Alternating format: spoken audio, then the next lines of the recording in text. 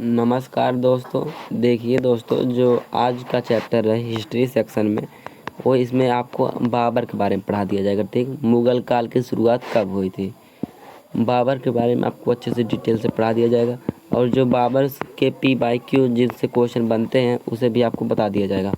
देखिए, जो बाबर था यह मुग़ल काल का, मुग़ल वंश का क्या था, संस्थापक इसी को कहा जाता है। चलिए इसके बारे में हम डिटेल से तो पढ़ते हैं। आप कई बार बाबर का नाम सुने होंगे, कई बार बाबर से चर्चित भी होंगे। कुछ लोगों को बाबर के बारे में आधी अधूरी हिस्ट्री पता भी होगी, और जिनको नहीं पता है वो इस वीडियो में सीख लेंगे। देखिए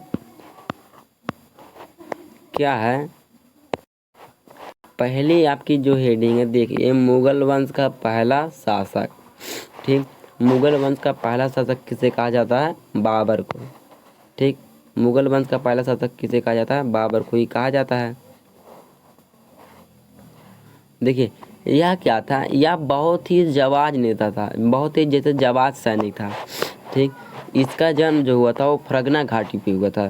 फरगना घाटी इस समय कहाँ है, तो अफ़गानिस्तान में है। ठीक, इसके जो पिता का नाम था वो था उमर शेख मिर्ज़ा, माता का नाम था कुतलुग निगार बेगम। ठीक, इसके जो पिता थे, अभी आपको जब डिटेल्स में पढ़ाएंगे, पहले आप वैसे समझ लीजिए परिचय में। इसके जो पिता थे वो फरगाना घाटी के पहले ही शासक थे। ठीक, फरगाना घाटी क्या थे, पहले ही शासक थे। इसीलिए यह जो बाबर था इसके अंदर भी इसके कुछ पिता के तो गुण आएंगे ही। ठीक, अब इसके आगे समझिए, आप पहले डिटेल समझ से चलिए। बाबर का जो वास्तविक नाम था वो था, पूरा नाम जिसे हम कह सकते हैं क्या था, जहीरुद्दीन मोहम्मद बाबर। ठीक, इसमें बाबर नहीं दिया, हम लिख दे रहे हैं जहीरुद्दीन मोहम्मद बाबर। इनकी जो जन्मतिथि थी, इनका जन्म 14 फरवरी 1483 ईस्वी हुआ था। ठीक, और कहा हुआ था फरगना वादी, जो वर्तमान उज्बेकिस्तान या अफगानिस्तान जिसे कहा जाता है। ठीक है, जन्म स्थान हो गया। और इसके बाद पिता का क्या नाम था, उमर शेख मिर्ज़ा, जो आपको मैं आगे ही बता दिया हूँ। पिता का नाम था उमर शेख मिर्ज़ा, माता का नाम था कुतुलुग निगार खानम। इसका जो घराना था ये तैमूर वंश मानता था। ठीक, बाबर ने कुल कितनी शादियाँ की थी, 11 शादियाँ की थी। ठीक, बाबर ने कुल कितनी शादियाँ की थी, 11 शादियाँ की थी। देखिए अभी इसके पत्नी के नाम और इनके जो उस पत्नी से जो बच्चे हुए थे उनके बारे में आपको बता देंगे। इनके 11 पत्नियों से उनके 20 बच्चे थे। ठीक, 11 पत्नी से कितने बच्चे थे, 20 बच्चे थे। जिसमें क्या था, इनके पुत्रों में हुमायूं थे, जो कमरान मिर्ज़ा, अस्करी मिर्ज़ा और हिंडाल मिर्ज़ा उल्लेखनीय है। ठीक, आज तक इतिहासकारों के माध्यम से सिर्फ इनके इतने पुत्रों का जैसे पता चला है।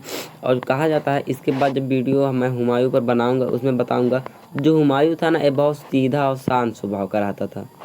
ठीक, इसका जो दूसरा भाई था उसका नाम था कमरान मिर्ज़ा, अस्करी मिर्ज़ा, हिंडाल मिर्ज़ा और यही इतने जाने जाते। अब बाबर द्वारा जो युद्ध लड़े गए थे उसको देख लीजिए। देखिए बाबर के जीवन की जो पहली लड़ाई लड़ी गई थी वो पानीपत की प्रथम युद्ध था। ठीक, पानीपत का इसका देखिए, इसका युद्ध याद करने का बहुत अच्छा ही तरीका आपको बता दे रहा हूँ। क्या था प्रथम युद्ध, जो हुआ था 20 अप्रैल 1526 ईस्वी को। दूसरा युद्ध मात्र एक साल जोड़ते जाइए, 1527, तीसरा 28 और चौथा कब हुआ था, 29 में। और 30 में इसकी क्या हो गई थी, मृत्यु हो गई थी। ठीक, इसकी 1530 में मृत्यु हो गई थी। आप समझिए, पानीपत की जो प्रथम लड़ाई थी वो किसके किसके मध्य लड़ा गया था, तो वो जो लड़ा गया था पानीपत का प्रथम युद्ध, वो लड़ा गया था बाबर के मध्य और इब्राहिम लोदी के मध्य। ठीक, अब बाबर भारत में क्यों आया, कैसे आया और किस कारण बस आया, वो सब आपको आगे डिटेल्स में बताया जाएगा। ठीक, देखिए इसमें कहा जाता है जब बाबर, इसका ट्रिक जो था, जब बाबर अफगानिस्तान से कहाँ आया था, भारत, तो वह सबसे पहले क्या किया, पानी पिया। ठीक, पानी पी के खाना खाया, खाना खा के उसके बाद देखिए चाहे सभी ख्याल नहीं हो रहा लेकिन लास्ट तक जाते जाते बता दूंगा। खाना खा के घर लौट गया। ठीक, एक वाला जो इसे याद कर लीजिएगा, चंदेरी का युद्ध, चाहे से नहीं याद हो रहा है। इसका क्या, पानीपत की प्रथम लड़ाई, या पहले पानीपत की युद्ध लड़ा था, दूसरा खानवा का युद्ध, तीसरा चंदेरी का और चौथा घाघरा का, और पांचवें में खुद चला गया था, मतलब मर गया था। इसके बाद देखिए आगे क्या, देखिए आपको एक बात और बता दूं, बाबर जैसा हिम्मती शासक कोई था ही नहीं। जो अकबर था वो 13 वर्ष की उम्र में क्या बना था, राजा। 13 वर्ष की उम्र में राजा बना था। लेकिन जो बाबर था वो 11 वर्ष की उम्र में राजा बन गया था। आप सोच सकते हैं इतनी छोटी उम्र में कोई राजा राजगद्दी कैसे संभाले। और आपको बता दिया जाए कि जो अकबर था उसका सारा काम कौन करता था, बैरम खां। उसके संरक्षक थे बैरम खां, जो बचपन से ही इसे पालते पोसते थे। लेकिन अकबर को कोई भी इतना सहारा देने वाला नहीं था। एक कहा जाता है, एक आपको एक बात पता होगी, कुछ जो वो होते हैं इंग्लिश में क्या कहा जाता है, डॉग। वो क्या करते हैं, इस घर से भी लात खाते हैं, उस घर से भी मार खाते हैं। तो कहीं उस घर से 2 लाठी पा जाएंगे, कहीं उस घर से। ऐसे ही हाल हो गया था किसका, बाबर का। बाबर कहीं यहाँ पर लड़ता था तो कहीं वहाँ पर लड़ता था, वहाँ पर भी हार जाता था, वहाँ पर भी हार जाता था। कहीं पर कुछ घंटों के लिए राज करता था तो कहीं पर कुछ दिन के लिए, कहीं पर कुछ महीनों के लिए। वह अपने जीवन की मेन लड़ाई कब लड़ा था, तो वह लड़ा था 20 अप्रैल 1526 ईस्वी को। ठीक, इसके बाद देखिए अब आगे क्या है। अब देखिए भारत में मुगल साम्राज्य, ठीक, भारत में मुगल साम्राज्य की स्थापना और बाबर। इसका जो मुगल साम्राज्य की स्थापना कब हुई थी, 1526 से, और इसका जो जीवन काल ही था 1530 तक था। अब समझिए, इस्लाम धर्म ग्रहण करने के बाद, पहले बाबर के माता पिता के बारे में समझ लेते हैं। इस्लाम धर्म ग्रहण करने के बाद जो मंगोल की जातियाँ थी, मंगोल के जो मेन वंशज थे कौन थे, जंगेज खां को ही कहा जाता है। ठीक, तो मंगोल की एक शाखा जब वो इस्लाम धर्म ग्रहण कर ली तो क्या कहने लगी, मुगल। मुगल शब्द का अर्थ होता था बहादुर। ठीक, और मुगल शासक को बादशाह की उपाधि दी जाती थी। देखिए ये जब आपके पेपर में पूछता है तो कैसे कैसे ऑप्शन देता है बादशाह, पादशाह, हुजूर, ऐसे सब करके ऑप्शन देता है। जिसमें एक बादशाह, कुछ बच्चे क्या लगा देते हैं बादशाह, लेकिन बादशाह नहीं, पादशाह की उपाधि धारण करते थे। पादशाह का अर्थ होता था कि कोई ऐसा शक्तिशाली राजा हो जिसको कोई भी पराजित ना कर सके। ठीक, मुगल राज का संस्थापक किसे माना जाता है, बाबर को ही। मुगल साम्राज्य की शुरुआत कब हुई थी, 1526 ईस्वी से हुई थी। देखिए अब क्या हुआ था, आपको पता है भारत जितनी बार धोखा खाया है वो सिर्फ और सिर्फ अपनों की तरफ धोखा खाया है। ठीक, तो वह यहाँ पर जाता था, वहाँ पर भी हार जाता था। अभी आपको जब इसके छोटे छोटे युद्ध के बारे में बताऊंगा तो वहाँ पर बताऊंगा। तब जब इसे पता चला, उस समय दिल्ली का शासक कौन था, इब्राहिम लोदी। थोड़ा सा हम आगे की बात करें तो दिल्ली का शासक 1526 ईस्वी में कौन था, 1526 नहीं, उस समय की बात होगी 1525 तक की, तो था इब्राहिम लोदी। इब्राहिम लोदी के जो चाचा थे और जो राणा सांगा थे, ठीक, ये सब क्या थे, इब्राहिम लोदी को देखकर जल रहे थे। मतलब जलना का मतलब देहाती भाषा में कहा जाता है कि उनको देखकर खुश नहीं थे, कहते थे कि एक ऐसो हट जाए, मतलब गद्दी के चक्कर में रहते थे। ठीक, तो जब ये बात बाबर को पता चला, बाबर ने कहा क्यों ना गद्दी को लालच देकर भारत चला जाए और भारत में जाकर खुद का राज किया जाए। ठीक, लेकिन यह मेन उद्देश्य जब सोम भारत आया था तो इसका मेन उद्देश्य था कि सिर्फ और सिर्फ कुछ धन लेकर कहाँ चले जाएं, अपने देश फिर वापस लौट जाएंगे। और यही बात जब राणा सांगा उंगा को पता चली, राणा सांगा और इब्राहिम लोदी की चाचा का नाम था आजम खां, जब इनको पता चले कि जो बाबर है इसके पास कुछ भी नहीं है और एक क्या है, एक वीर शासक है, ठीक, जो इधर उधर भटक रहा है, उसको कुछ पैसों की ज़रूरत है, तो ये अपने आप को बहुत चालाक समझ रहे थे। ठीक, इन्होंने सोचा कि क्यों ना बाबर को भारत में बुला दिया जाए और उसको कुछ हथियार दे दिए जाए। हथियार देकर वह क्या करेगा, इब्राहिम लोदी को पराजित करके कुछ धन लेकर वापस चला जाएगा और हम सब यहाँ पर क्या करेंगे, राज करेंगे। सब चाचा भतीजा मतलब सब खुश थे, लेकिन उन्हें ये नहीं पता था कि जिसको बहका रहे हैं या जिसको समझा रहे हैं वो खुद है 2 वंशज से मिलकर बना है। ठीक, देखिए मैं 2 वंशज क्यों कह रहा हूँ, जो इसके पिता थे, ठीक, वो किस वंश से आते थे, तो तुर्क वंश से, तैमूर वंश के, और इसकी जो माता थी वो मंगोलियन थी। ठीक, अब चलिए अब इसके आगे डिटेल्स में देखा जाए। देखिए बाबर का जन्म 14 फरवरी 1483 ईस्वी को मध्य एशिया के छोटे से गांव फरगना में हुआ था। ठीक, अफगानिस्तान का दूसरा नाम ये उज्बेकिस्तान, ठीक, कहाँ हुआ था, फरगना में हुआ था, जिसका पूरा जहीरुद्दीन मोहम्मद बाबर था।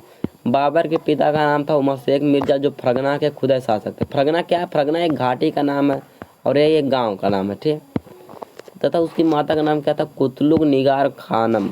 ये जो बाबर था इसके जो पितृ पक्ष थे, मतलब बुजुर्ग इसके जो दादा बाबा थे, उनके बारे में अगर बात की जाए तो बाबर अपने पितृ पक्ष की ओर से तैमूर, तैमूर मतलब तुर्क वंश का 5वां वंशज माना जाता था, ठीक। और माता की ओर से जंगेज खां का 14वां वंशज माना जाता था, ठीक।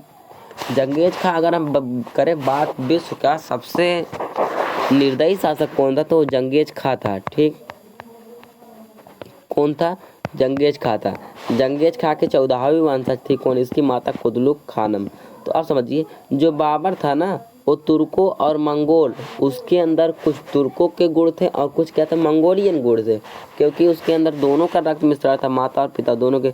परंतु बाबर जो था अपने आप को ना मंगोलियन मानता था, ठीक, क्योंकि वह ज़्यादातर समय अपनी माता के साथ बिताया था, ठीक। इसीलिए वो अपने आप को भी क्या मानता था, मंगोलियन ही मानता था। इसके बाद देखिए इसने अपनी आत्मकथा में खुद लिखा है कि वह ज़्यादा समय माता के करीब रहने पर, इसलिए उसे मंगोल को जोड़ा जाना चाहिए कि वह ज़्यादातर समय किसके साथ रहा, अपनी माता के साथ, इसीलिए वह जब क्या मानेगा कि मैं मंगोलियन हूँ, वो अपने आत्मकथा में लिखा है। उसने तुर्की मूल के जगताई वंश का शासन स्थापित किया था, ठीक। तुर्की मूल का कौन वंश का, जगताई वंश का शासन स्थापित किया था, जिसका नाम था जंगेज खां के द्वितीय पुत्र के नाम पर पड़ा था, ठीक। इसी का नाम क्या पड़ा था, जंगेज खां के द्वितीय पुत्र। ठीक है, ये भी क्वेश्चन पूछा जाता है कि जो बाबर था वो जब जगताई वंश का स्थापना किया था तो उसका नाम क्या पड़ा था, तो जंगेज खां के द्वितीय पुत्र, ठीक। अब देखिए इसके आगे क्या है, बाबर जो था वह अपने पिता की मृत्यु के बाद 11 वर्ष में क्या बन गया था, शासक बन गया था। और कब बना था, तो 1494 ईस्वी में बना था, तो शासक बन गया था, फरगना घाटी की गद्दी पर बैठा। 1496 ईस्वी में बाबर ने समरकंद को जीतने का प्रयास किया, ठीक। अब देखिए यहीं से इसके युद्ध के बारे में चालू होता है, मतलब ये बना और इसे इतना भी भय नहीं लगा कि मैं अभी 13 साल को 1494 में क्या बन गया था, राजा बन गया था। और 1496 मतलब कितना साल का था, 13 ही वर्ष का था ना, 13 वर्ष में भी ये क्या करने लगा, छोटी छोटी अपनी बाजी पलटने लगा। तो यह सबसे पहले समरकंद के किले पर आक्रमण किया था, ठीक, जहाँ पर वह क्या रहा, असफल रहा। अभी आपको बताएं वो डॉग वाला उदाहरण दिया हूँ ना। उसके बाद समरकंद तैमूर की राजधानी थी, उस समय क्या थी, जो समरकंद था वो तैमूर की राजधानी था। 1497 ईस्वी में बाबर ने समरकंद को जीत लिया, लेकिन शीघ्र ही समरकंद तथा फरगना दोनों इसके हाथ से निकल गए, ठीक। जीता था किसे, समरकंद को, लेकिन कुछ समय पश्चात जो वहाँ के भी लोग थे वो अपने आप को क्या मजबूत ही मानते थे, तो इसके हाथ से क्या क्या निकल गया, समरकंद और इस जहाँ पर निवास करता था फरगना दोनों निकल गया था। 1504 ईस्वी में बाबर ने काबुल पर क्या बोल दिया, आक्रमण, ठीक, और वहाँ पर आक्रमण बोल के अधिकार स्थापित कर लिया। अब 1507 ईस्वी में इसके पूर्वजों द्वारा मिर्जा की उपाधि त्याग कर किसकी उपाधि करार कर ली थी, बादशाह। पहले जो 1507 ईस्वी से बाबर से पहले जो आते थे सबको किसकी उपाधि दी जाती थी, मिर्जा की, ठीक। देखिए इसके जो पिता थे उनका नाम क्या था, उमर शेख मिर्जा। ऐसे जो जो शासक थे उनका नाम मिर्जा से पड़ता था जब वो राजा थे। लेकिन यह अपने बुजुर्गों का जैसे कानूनों का उल्लंघन करते हुए मिर्जा की उपाधि जैसे छोड़कर किसकी उपाधि ग्रहण कर ली, तो बादशाह की, ठीक। बाबर ने 1511 में समरकंद के साथ खुरासान को भी जीत लिया था। 1511 में देखिए वो फिर आक्रमण किया था और किसे जीत लिया, समरकंद को जीत लिया, ठीक। और समरकंद के साथ साथ खुरासान को भी जीत लिया। किंतु मई 1512 ईस्वी में कुल ए मालिक के युद्ध में अब्दुल्ला खान से पराजित होकर, कब युद्ध किया गया था, 1512 ईस्वी में। किसके किसके बीच हुआ था, तो बाबर के बीच हुआ था और अब्दुल खान के बीच, अब्दुल खान ऐसे याद कर लीजिएगा, इनके बीच हुआ था, ठीक। जिसमें समरकंद इसके हाथों से फिर से निकल गए। अब देखिए बार बार हार रहा, चारों ओर से लाते खा रहा है। इसके बाद बाबर अफगानिस्तान में अपना साम्राज्य को अस्थायी ना रख सका। कि अब देखिए ससुरा जहाँ का निवासी था वहाँ पर तो अपना अधिकार जमा ही नहीं सका। अब यह सोचा कि क्यों ना भारत पर आक्रमण किया जाए, ठीक। कहा कि उस समय जो भारत थे वो आपस में परेशान थे, ठीक। राजनीतिक स्थितियाँ बाबर के अनुकूल थी, जो बाबर को भारत में आमंत्रित कर रही थी। ठीक, अब देखिए, अब जिसके पास कुछ नहीं है उसे कोई बुला रहा है कि आओ तुम हमारे यहाँ खाना पीना खाओ, आराम से मार करो, उसके बाद रहो, तो कोई पागल है जो नहीं जाएगा। बाबर ने उस्ताद अली कुली नामक एक तुर्क जो तोपची को तोप खाने का अध्यक्ष बनाया था। अब देखिए, बाबर के पास अभी जब तोपों की बात करेंगे तो 24 तोपें थी। ठीक, उसका जो तोप खाना था उसका अध्यक्ष कौन था, तो उस्ताद अली कुली नाम था। उस्ताद अली कुली नाम था। ठीक, भारत में मुस्तफ़ा खान नामक तोप विशेषज्ञ की सेवाएं कर ली थी। अब देखिए, अब बात हम करते हैं भारत पर आक्रमण। अब इसके डिटेल्स में बहुत अब बात करें, अब हम बात करेंगे किसकी, भारत पर आक्रमण। अब देखिए, आपको मेन रीज़न यही था कि वह अपने यहाँ की स्थिति ठीक नहीं थी। बाबर ने भारत पर कुल कितनी बार आक्रमण किए थे, तो 5 बार आक्रमण किए थे, इसका 5वां आक्रमण पानीपत के युद्ध में परिवर्तित हो गया था। ठीक, उससे पहले बाबर जो था छोटे मोटे इलाकों को जीत रहा था। जैसे पहले क्या करता, जब कोई चीज़, आप मान लीजिए अभी 2 पड़ोसी हैं, दोनों का घर क्या हो, बगल में हो, तो क्या करेंगे, पहले तो शुरू में थोड़ा थोड़ा खेत हड़पेंगे। ठीक, जैसे मान लीजिए एक का खेत यहाँ पर है, ठीक, और उसी के बगल क्या दूसरे पड़ोसी का खेत है, उसी के बगल क्या है, दूसरे पड़ोसी का खेत है। अब मान लीजिए जो ए वाले पड़ोसी हैं कमज़ोर हैं और ए वाले क्या है, मान लीजिए ऐसे नहीं समझेंगे आप, ये मान लीजिए 2 खानदान है, एक खानदान में क्या है, एक गांव ए है जो इनका है, ठीक, और एक गांव ए है जो क्या है, दूसरे का है। मान लीजिए यहाँ के जो लोग हैं ये सोच रहे हैं कि यहाँ के मेन हम बने रहे, मेन मतलब मालिक, और कुछ और लोग हैं जैसे चाचा सोच रहे हैं कि हम बने और दादा सोच रहे हैं कि हम बने, तो ये लोग आपस में क्या है, दुखी हैं। ये तब विकास क्या कर पाएंगे जो आपस में भी नहीं अब आपस में उलझे हुए हैं। तो इसमें जो बगल वाला पड़ोसी होता है वो सोचता है क्यों ना बाजी मार दिया जाए, ठीक, क्यों ना बाजी मार दी जाए और उसको कब्जियाया जाए। तो उससे अभी भी उसे एक भय रहेगा कि कहीं वो एक तो नहीं हो जाएंगे, तो वो क्या करेगा, मान लीजिए ये क्या है, ये जबर पड़ोसी है, ठीक है, और ये क्या कमज़ोर है, तो ये क्या करेगा कि पहले थोड़ा थोड़ा हड़पना चालू करेगा, ठीक, थोड़ा थोड़ा हड़पना चालू करेगा। अब इससे जब पता चल गया कि यहाँ पर अब कोई दिक्कत नहीं, तो कहेगा रुको थोड़ा यहाँ पर भी हड़प लेता हूँ, थोड़ा यहाँ पर भी हड़प लेगा, और बाद में इसी से 3-4 लोगों से मिलकर कहेगा कि मैं ये क्या कर दूंगा, जीतने के बाद आपको ये दे दूंगा, कुछ मुझे इसके बदले में पैसा दे दीजिएगा। यहाँ के लोग भी खुश कि सबको मारने के बाद सब कुछ मुझे ही दे देगा। इसके बाद ये क्या कर दिया, हड़पना चालू कर दिया। अब इसके जो मेन थे, जो उस समय के मालिक थे, तो उनको ये बात अच्छी नहीं लगी कि वो क्या करेंगे, इससे युद्ध करेंगे।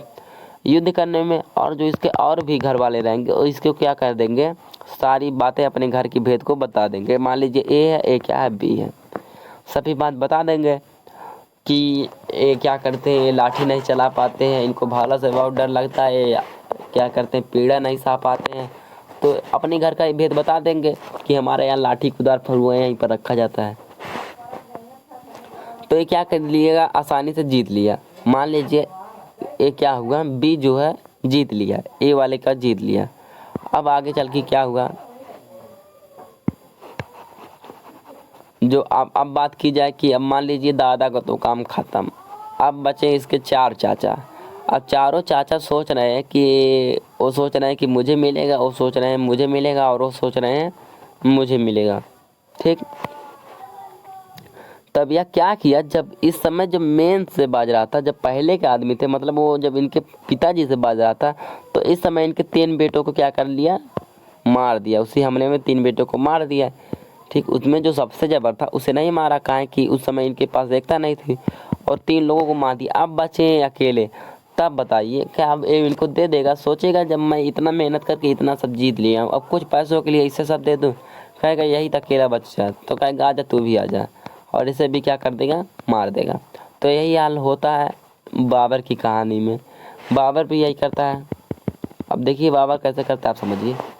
बाबर ने क्या किया था, भारत पर सब मिलाकर 5 आक्रमण किए थे, जिसमें इसका पहला आक्रमण जो था वो 1519 ईस्वी को हुआ था, दूसरा भी 1519 को, तीसरा 1520, चौथा 1524। देखिए ये आपको याद करने में बहुत ज़्यादा दिक्कत होता है। आपको पता है कि हिस्ट्री में आपको सन याद करना पड़ता है और आपको जो सन होता है वही याद ही नहीं होता है। ठीक, हिस्ट्री की मेन प्रॉब्लम यही होती है। लेकिन इसका जो सन है सरल है। 2 ठुकिया हुआ 19 में लग गया, एक 20 में और एक 24 में। ठीक, तो प्रथम आक्रमण हुआ था जब उत्तर पश्चिम के, ठीक, भारत के उत्तर पश्चिम बाजार और भीरा के दुर्ग पर। ठीक, और द्वितीय आक्रमण 1519 में पेशावर पर किया था। बैठने वाला ये है। तृतीय आक्रमण 1520 में बाजार और भीरा पर, और 1524 में जो आक्रमण किया था लाहौर पर किया था। और जो 5वां आक्रमण था आपको बता दिया जाए, वही तो मेन बन गया था। जो 5वां आक्रमण था वो कहाँ पर किया था? पानीपत का वही युद्ध में विकसित हो गया। कहा कि इसके जीवन की सबसे बड़ी लड़ाई वही थी। अब देखिए उस समय भी बाबर के पास, लेकिन बाबू एक बात है, बहुत ज़्यादा हिम्मत था। इसे कलम और तलवार दोनों का सिपाही भी कहा जाता है। बाबर के पास मान लीजिए हिम्मत की कमी नहीं थी, ससुरा के पास मशीन था हिम्मत बनाने वाली। ठीक, तो क्या करता था, इसके पास हिम्मत बहुत थी। तो जब ये युद्ध किया, कौन सा युद्ध? 1528 वाला पानीपत का प्रथम युद्ध। उससे पहले समझिए, अपने चौथे अभियान के समय भारत से को पंजाब के सरदार दौलत खां लोधी का नियंत्रण मिला। दौलत खां लोधी कौन थे? अभी आपको आगे पता चल जाएगा। ठीक, क्या मिल गया? नियंत्रण मिल गया। इसके अतिरिक्त इब्राहिम लोधी के चाचा का नाम आलम खां कहा जाता है कि ये राणा सांगो को भी उसे निमंत्रण प्राप्त हुआ। अब बताइए, 3 लोग बुला रहे हैं, आओ मुझे लूट कर दो। एक कह रहे मुझे लूट को दो, कह रहे मुझे लूट दो। कहता रुक अभी सबको देता हूँ, आने देख बार। तो ये क्या हुआ? आ गया, सॉरी, ये क्या हुआ? भारत में आ गया। और भारत में आते ही इसने क्या किया, मतलब भारत तो पहुँचे दिल्ली पर अब हक जमाना अपना चाहा। तो अब इसने क्या किया, कहा कि देखो वो तो उनकी सेना बहुत बड़ी है, हमारे पास तो कुछ है ही नहीं है। अब उनकी सेना जो थी, अभी देखिए आगे अभी कंफर्म तो नहीं है, लेकिन इसके पास जहाँ तक उम्मीद है 24 तोपें थी और इसके पास ज़्यादा सैनिक भी नहीं थे। इसके पीछे मान लीजिए इसके पास अगर 1 गुना सैनिक थे तो इसके पास 3 गुना सैनिक थे इब्राहिम लोधी के पास। ठीक, लेकिन वह बताया कि इनको जो दौलत खां आलम खां था उनका चाचा था, भाई सभ्य तो पता रहेगा ही। उसने बताया जो कमजोरियाँ थी, उसने बताया कि इनके जो घोड़े हैं वो क्या कर देते हैं, ज़्यादा ध्वनि तेज नहीं सुन पाते हैं। ठीक, दूसरी बात और बात उन्हें बताई थी, इनके घोड़े क्या होते हैं, ज़्यादा ध्वनि नहीं सुन पाते। और जो इनके हाथी होती हैं वो क्या करते हैं, ज़्यादा आवाज़ सुनकर भड़क जाते हैं। तो जब पानीपत का प्रथम युद्ध हुआ 20 अप्रैल 1526 को, यही लड़ाई इसके जीवन की प्रथम और सबसे बड़ी लड़ाई थी। अब ये देखिए पेपर में यहाँ से क्वेश्चन भी पूछा जाता है, तो समझिए 20 अप्रैल 1526 में बाबर तथा इब्राहिम लोदी के मध्य पानीपत का प्रथम युद्ध हुआ। इस युद्ध में विजय प्राप्त करने वाले कौन थे? बाबर थे, जिसने भारत में मुगल साम्राज्य की स्थापना कर दी। अब बाबू ये अपने जीवन की सबसे बड़ी मार जीत लिया था। ठीक, बाबर ने इस युद्ध में किस किस की नीति की अपनाई थी? तुगलमन नीति और तोप खाने का प्रयोग किया था। आपको बता दूं एक क्या था, मंगोलियन था और ससुरा तैमूर भी था। अब ये सब अपने मत जानते हो। इस जो बाबर के सैनिक थे, आपको समझाने के लिए बता दूं, जो बाबर की सैनिक थी वो कुछ इस प्रकार खड़ी रहती थी। ठीक, मान लीजिए ऐसे खड़ी है बाबर की सैनिक, ऐसे खड़ी रहती थी। और जो इब्राहिम लोदी की सैनिक थी, उस समय सैनिक थे, वो क्या करते थे, सीधे आते थे, ऐसे सीधे आ जाते थे और इधर से एक पीछे सीधा से जाते थे, एक पीछे से इधर से जाते थे, पूरा घेर लेते थे। तो इनके जो सैनिक थे वो जान ही नहीं पाते थे कि इधर से मारा जाए। ठीक, और ये सब क्या करते थे, जीत लेते थे। तो तुगलमा नीति का प्रयोग किया था, यही थी तुगलमा नीति। इसके बाद इसने 2 प्रसिद्ध तोपची उस्ताद अली और मुस्तफ़ा थे। इसके 2 प्रसिद्ध तोपची थे, कौन थे? अरे उस समय के प्रोफेसर थे सब पे, क्या थे, तोपची थे। और देखिए इनके सैनिक को ज़्यादा पता भी नहीं था कि इनको लग रहा था कि सभी लोग क्या चला लेते हैं, सभी लोग तोप चला ही लेंगे। एक बार इनको ट्राई करना चाहिए था कि पहली बात तो इनके जो तोपची थे इन्हें को उड़ा देना चाहिए था। अगर इनके जो सैनिक थे इब्राहिम लोदी के, इतने इनके पास सैनिक थे, अगर 20,000 मिलकर कम से कम इनके तोपची को मार देते तो आगे चल के इन्हें युद्ध लड़ने में आसानी मिल जाती। लेकिन ये नहीं, पहले वे चल जाते थे। और बता रहे हैं ना, तुगलमन सीधे आते थे एकदम पागलों की तरह, और ये क्या करते थे, इधर से घेर के इधर से रपट देते थे। ठीक,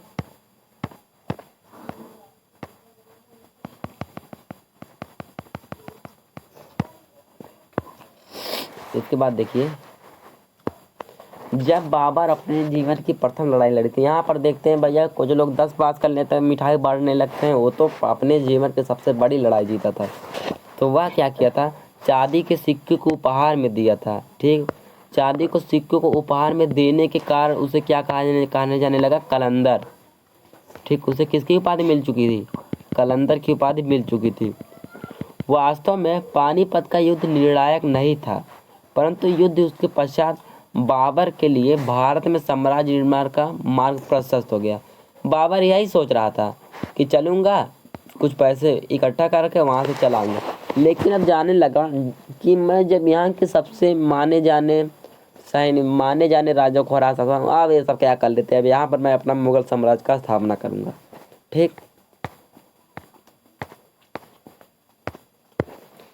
इसके बाद दूसरा युद्ध हुआ खानवा का युद्ध। खानवा का युद्ध 1527 ईस्वी को हुआ था, 8 मार्च को हुआ था। इस युद्ध में किसके बीच लड़ा था, देखिए खानवा जो था वो राणा सांगा के मध्य लड़ा गया था, और किसके मध्य लड़ा गया था, तो बाबर के मध्य। इसमें देखिए खानवा का युद्ध कब लड़ा गया था, तो जब बाबर जीत लिया तब ये कह रहे हैं, हे बाबर अब ले लो और जाओ यहाँ पे। कहेगा कहाँ जाए, हमारे पास तो कुछ है ही नहीं है।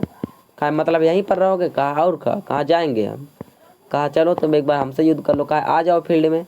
अब जब हम तुम्हारे चाचा बाबा दादा को हरा सकते हैं, तुम किस खेत की मूली हो। ठीक, तो दूसरा युद्ध हुआ खानवा का युद्ध। खानवा में युद्ध 16 मार्च 1527 ईस्वी को हुआ था। इस युद्ध में क्या किया था, इस युद्ध में राणा सांगा जो हुआ था हार गया था, और वो कौन जीत गया था, बाबर जीत गया था। तो 16 मार्च 1527 ईस्वी में बाबर तथा राणा सांगा के मध्य खानवा का युद्ध हुआ था। राणा सांगा इस युद्ध में क्या हुए, पराजित हो गए। ठीक, मतलब राणा सांगा की सेना इब्राहिम लोदी से अधिक शक्तिशाली थी। ठीक, बाबर के सैनिक राणा सांगा को सेना को देखकर क्या हो गए थे, भयभीत हो गए थे। सैनिकों का उत्साह बढ़ाने के लिए, देखिए आपको मैं बता दूं, जो वो था इब्राहिम लोदी, उसके पास सैनिक बहुत थे। ठीक, लेकिन वो क्या था, डरपोक शासक था। इसने बाबर नामा अपने जीवनी में लिखा था कि जो वो है इब्राहिम लोदी था, एक क्या था, बहुत डरपोक शासक था। और वो क्या था, जो राणा सांगा था, एक हिम्मती शासक था। ठीक, इसीलिए इसे पराजित करने के लिए बाबर को काफ़ी मुश्किलों का सामना भी करना पड़ा था। नहीं, बाबर के बस के बात नहीं थी कि उसे हरा देते थे। तो ये क्या किया, उस समय ये मोटिवेशन टीचर में आता था, मतलब मोटिवेशनल बहुत तेज करता था। तो ये सोचा कि अब क्यों ना अपने सैनिकों को उत्साह बढ़ाया जाए। तो ये जाकर वही डींगने लगा, क्या कहा जाता है, डींगना कहा जाता है, डींगने लगा, और सैनिकों के ऊपर एक कर लगता था। ठीक, उस कर को क्या हुआ, हटा दिया। ठीक, और उन्हें शराब पीने पर क्या लगा दिया, प्रतिबंध लगा दिया, प्रतिबंध। अब इससे क्या हो गया कि उसके सैनिक जो थे उनका उत्साह बढ़ गया। ठीक, और मुसलमानों से तगमा जो कर ना लेने की घोषणा की तथा जिहाद का नारा दिया।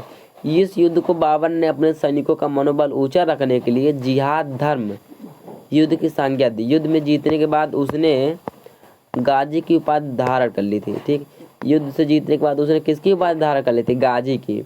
सांगा के सामंतों ने उसे जहर दे दिया। ठीक, राणा सांगा के सामंतों ने ही उसे जहर दे दिया था।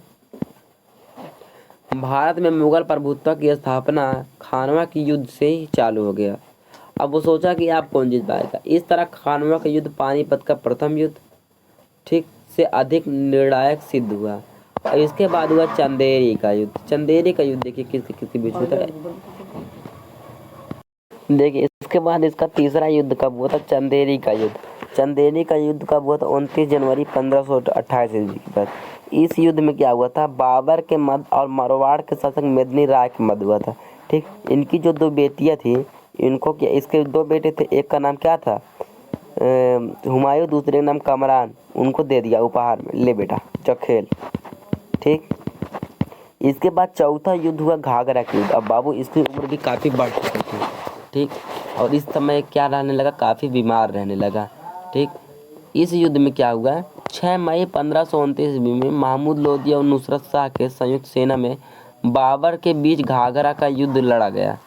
ठीक, ये भी घाघरा का युद्ध लड़ा गया। इससे पहले खानवा का, पहले क्या हुआ, पानीपत का युद्ध, दूसरा खानवा का, तीसरा चंदेरी का, चौथा क्या हुआ, घाघरा का, ठीक, जिसमें भी बाबर जीत लिया। लेकिन बाबर इस समय क्या था, काफ़ी बीमार था। ठीक, बाबर आगरा में बीमार पड़ा था तथा 27 दिसंबर 1530 को इसकी क्या थी, मृत्यु हुई। देखिए यहाँ से क्वेश्चन पूछा जाता है, उसकी मृत्यु हो गई थी, उसके सौ मतलब लाश को आराम बाग में रखा गया था। आराम बाग कहाँ है, आगरा में ही है। आगरा के आराम बाग में रखा गया था।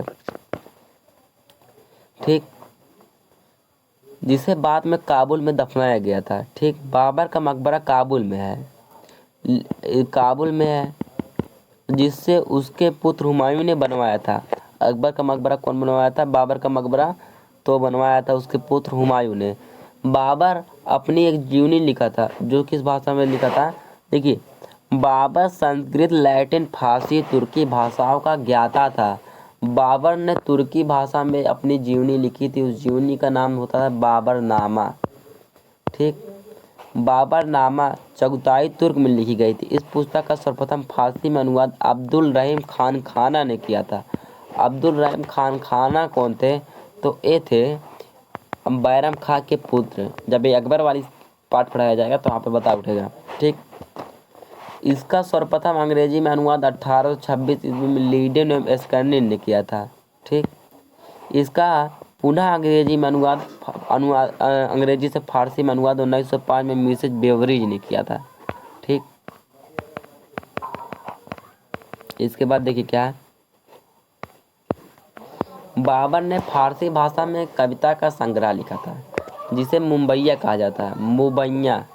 ठीक, बाबर का जो मुबैयान था नामक पद शैली का भी जन्मदाता माना जाता है। बाबर बहुत बड़ा दानी था, इसीलिए इसे किस नाम से जाना जाता है, कलंदर के नाम से जाना जाता है। बाबर ने मुसलमानों को जो तमगा नामक कर था उससे क्या कर दिया था, मुक्त कर दिया था। और बाबर ने काफ़ी सड़कों का भी निर्माण करवाया था। ठीक, अब देखिए इसके जो जीवन से अपी बाई क्यों थे, 2-4 क्वेश्चन है जो इम्पोर्टेंट है, उसे यहीं पर हल करा दिया जाएगा। ठीक, बाबर के बारे में हमको लगता है अब आपको कुछ बताने की आवश्यकता नहीं है। 1428 में ये जन्म हुआ था, 1530 में क्या हो गई थी, मृत्यु हो गई थी। हाँ, अब रही बात इनकी पत्नियों के बारे में बताना है। इनकी पत्नी के बारे में देखिए अब यहाँ पर आप देख लीजिए, बाबर के पुत्र और बाबर की पुत्रियाँ। ठीक, बाबर का जो कितने बेटे थे, एक का नाम था हुमायूं, कमरान, अस्करी, हिंदाल, और एक बेटी थी जिसका नाम था गुलबदन बेगम, पुत्री थी। ठीक, अब इनके माता का नाम देखिए, हुमायूं की जो माता का नाम था महाम बेगम, और कमरान की माता का नाम गुलरुख बेगम। ठीक, और अस्करी की थी गुलरुख बेगम। ठीक, देखिए गुलरुख बेगम के कितने पुत्र थे, 2 पुत्र, एक का नाम था अस्करी का और दूसरे का नाम था कमरान। और एक थी दिलदार बेगम जिसके बेटे का नाम क्या था, हिंदाल। और दिलदार बेगम, देखिए इसमें क्या था, इसकी कितनी पत्नियां थी, एक कुल किया था 11 शादी इसमें। लेकिन जो इसकी पत्नियां से जो बच्चे प्राप्त हुए थे, जो महाम बेगम से प्राप्त हुआ था हुमायूं जो था बाबर का क्या था, बड़ा लड़का था। और गुलरुख बेगम के 2 पुत्र थे, दो, एक का नाम था कमरान और दूसरा का नाम था अस्करी। कमरान और अस्करी याद कर लीजिएगा। और तीसरा जो 2 बेटे, एक बेटे एक बेटियां दिलदार बेगम से प्राप्त हुए थे। ठीक, इसमें और कुछ नहीं। लेकिन बाबर ने की थी 11 शादी। बाबर ने कितनी शादियाँ की थी, 11 शादी। लेकिन इसमें जो पुत्र प्राप्त हुए थे इसकी इसी से प्राप्त हुए थे। अब देखिए इसकी जो पी बाई किए हुए हैं उसे देख लीजिए। ठीक, देखिए अब इसका जो पी बाई की है उसे हल कर दी। देखिए दोस्तों, हम इतने बढ़िया से पढ़ाते हैं, इतने अच्छे से, लेकिन मैं इस समय क्या कर रहा था, हिंदी का वीडियो बना रहा था। उस समय इसकी इतने कम लोग देख रहे हैं, वही देखा जा रहा है कि पढ़ाई पर किसी का भी ध्यान उतना है नहीं। ठीक, आपसे देखिए अभी तक मैं किसी भी वीडियो में, आप मेरे प्लेलिस्ट में देख लीजिएगा, नहीं कहा हूँ कि आप लाइक कर दीजिए, सब्सक्राइब कर दीजिए, लेकिन आप अपना भला चाहते हैं तो इसे पढ़ा कीजिए। ठीक, आप मत कीजिए लाइक, मत कीजिए सब्सक्राइब, लेकिन जो पढ़ाता हूँ उसे क्या कीजिए, ध्यान से पढ़ा कीजिए। ठीक, काहे कि आगे चल के आपके जो एग्ज़ाम है वो काफ़ी कठिन होते जा रहे हैं। ठीक, जो आपके एग्ज़ाम थे वो भी काफ़ी कठिन होते जा रहे हैं। अब वो कहाँ से जो एग्जामिनर होता है कहाँ से क्वेश्चन बना दे, कब बना दे, कैसे बना दे, कुछ भी पता नहीं है। इसीलिए सब आपको ध्यान से पढ़ना है। ये बहाना छोड़ दीजिए कि मुझसे नहीं होगा। जो देखिए जो तुमसे नहीं होगा ना वो किसी से नहीं होगा। सबसे जानते हो सबसे महान कौन होता है? सबसे ताकतवर वो होता है स्टूडेंट। ठीक, स्टूडेंट चाहता है जो जिस पक्ष में चाहे तीस पक्ष में जा सकता है, जिस विषय में चाहे तीस विषय का ज्ञाता बन सकता है। ठीक, स्टूडेंट ही। अभी कहिए, अब आप कहेंगे स्टूडेंट नहीं टीचर होता है। टीचर अगर संस्कृत पढ़ाता है तो उससे आप इंग्लिश पूछेंगे तो नहीं बता पाएगा। ठीक, लेकिन स्टूडेंट से क्या, जो विषय चाहिए तो विषय पूछ लीजिए। ठीक, इसीलिए आपसे कहता हूँ कि आप